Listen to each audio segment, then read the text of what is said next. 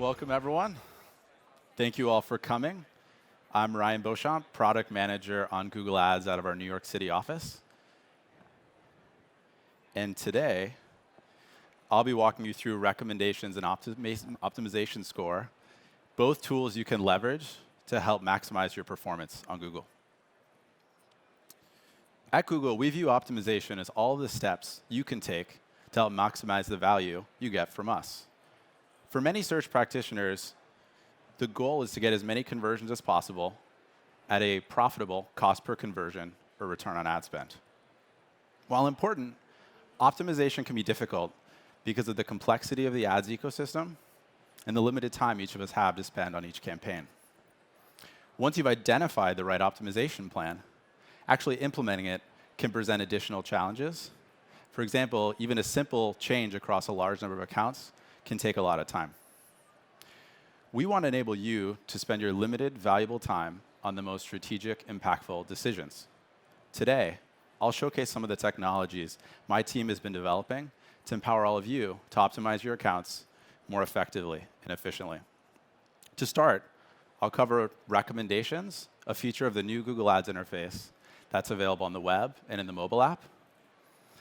And as you'll see, recommendations forms the building blocks of optimization score. Recommendations is an entire section of your Google Ads experience dedicated to help you optimize your accounts. We generate personalized, actionable recommendations to help you improve your bids and budgets, ads and extensions, keywords and targeting, or to repair broken things across your accounts. Recommendations can be a big time saver for sanity checking your campaigns, for making sure you have best practices in place, or to discover easy wins. You can also use it to discover new features or settings that can improve your performance. Many recommendation types offer the ability to bulk apply them across your campaigns in a single click. As an example, here you see the maximize conversions recommendation, which makes it possible to get more conversions at a similar cost. In this example, there's additional information at the bottom of the card that shows the advertiser the signals they're not currently leveraging with manual bidding. For example, last week, they could have gotten more conversions with maximized conversions because it would have automatically bid lower on traffic in North Carolina on weekdays from 7 a.m. to 1 p.m. and higher on weekends from 1 a.m. to 9 a.m. If this recommendation meets the advertiser's goals, they can adopt it in a single click, or they can select View to see additional details. Once you click View, you get a lot more information on the recommended feature or repair, and you can actually apply it at an individual campaign level. One thing we've recently added is the ability to actually see for your particular set of campaigns why you've qualified for this recommendation, and you can see that in the text here. Our products and engineering teams do extensive quality reviews of each recommendation type to ensure they're working well for you. And our studies show that most advertisers retain the recommendations they apply for 30 days or more. And our goal is to keep it that way. We've added the ability for you to download an offline file in case you want to do an analysis. And you can actually upload that file into Google Ads Editor to apply it if that's where you make your account changes. And if you see a recommendation that doesn't align with your goals, go ahead and dismiss it. And when you dismiss it, you have the ability to give us feedback, which helps ensure the future recommendations you see meet your business goals. And we know that goals can change over time. So we've recently added a dismissed section where you can see previously dismissed recommendations, and you can undismiss them if they now align with the goals you have today. Now that we covered the overall recommendations page, I want to focus in on optimization score, which is a feature of recommendations that makes it easier for you to prioritize your optimization efforts. Optimization score runs from 0 to 100%, with 100% meaning your account or campaign is set up to perform at its full potential. Score uplift reflects the estimated impact on overall campaign metrics from taking a recommended action. As an example, the account you see here has an optimization score of 70.7%. This means the advertiser has 29.3% of optimization headroom.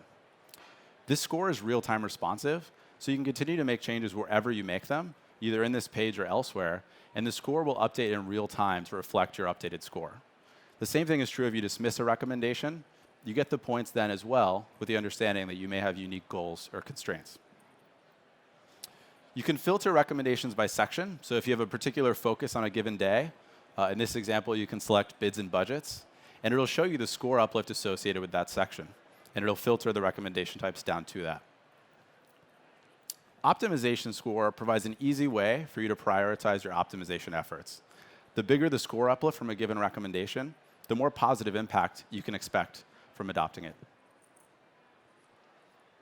Makoto at Rakuten recently shared with us how he uses optimization score to improve day-to-day account management and prioritize opportunities with the biggest return. For example, Rakuten had a recommendation for smart bidding, and after adopting it, they saw a 15% profit increase. That's it for recommendations and optimization score. I'll be in the sandbox after, so please come by with any questions.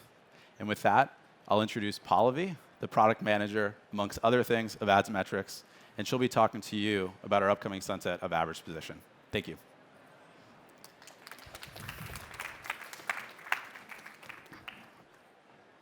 Thank you, Ryan. Hi, everyone. I'm Pallavi. I'm on the Google Ads product team, working on reporting and insights. And I'm here today to tell you about our prominence metrics and average position. Now, just to start off, let's get a show of hands in the room of anyone who's used average position for reporting or optimization. So pretty much everyone. So let's start by myth-busting average position. Average position reflects the order of your ads against other ads. That's it. Now, you may be asking yourself, what's wrong with that? Average position means the auction position, not the placement on the page. You could be in position 1 and actually not show up at the top of the page. Additionally, averages can be misleading. This is an example of a real advertiser's impression distribution by position. You can see they have a lot of impressions in position 1, 4, and 5, and almost no impressions in position 3. And yet, their average position is 3. We don't recommend bidding by average position. Even if you bid to position 1, you may be showing up not at the top of the page. As a result, we've developed new prominence metrics. They're based off of 2 new concepts, absolute top of page and top of page. Absolute top tells you when you're showing up at the very top of the page above the organic search results. And top of the page tells you when you're showing up anywhere above the search results. We've developed 4 new metrics based on these concepts. The first is absolute top impression rate. This tells you, of the impressions you're achieving, what % are at the absolute top of the page. Similarly, we also have top impression rate. This tells you, of all your impressions, what % are appearing at the top of the page. We also have the analogs for impression share. First, we have absolute top impression share. This tells you, of all the possible top impressions you're eligible to receive, what % are you actually achieving at the absolute top of the page. We also have top search impression share. This tells you, of all the impressions you're eligible to receive at the top of the page, what % are you actually achieving. Why is this a big deal? These new metrics help you bid to your true location on the search results page. They remove the uncertainty and confusion that average position creates, and they give you confidence that your ads are achieving the visibility that you want. If you're interested in optimizing for achieving visibility on the page, we recommend you use our recently launched Target Impression Share Smart Bidding strategy. With this strategy, you can optimize to 3 placements: the absolute top, top, or anywhere on the page. Leverage our smart bidding solutions to make the most of Google's advanced machine learning capabilities. However, if you want to continue to manually bid to position yourself, we recommend you use one of the 4 prominence metrics instead of average position. Finally, average position will be sunset in September, so we recommend you swap these new metrics into all of your reports and optimization solutions. Thank you so much for joining us. Ryan and I will be at the sandbox area if you have any more questions.